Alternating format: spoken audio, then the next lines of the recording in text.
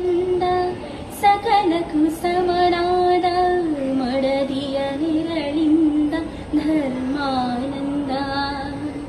ಹೃದಯದ ನೋವನ್ನು ಪ್ರೀತಿಯ ಸುಧೆ ಮಾಡಿ ನಾಲ್ವರ ನಗಿಸುವುದೇ ಮನುಜಾನಂದ. ಬೆಲ್ಲದ ಕಡದೊಳಗೆ ಬೇವಿನ ಎಲೆ ಇಡುವ, ಬೆಲ್ಲದ ಕಡದೊಳಗೆ ಬೇವಿನ ಎಲೆ ಇಡುವ ಬಾಳು ತಂದ ಹಬ್ಬದಿಂದ ಬ್ರಹ್ಮಾನಂದ. ಗುರುವು ತಂದ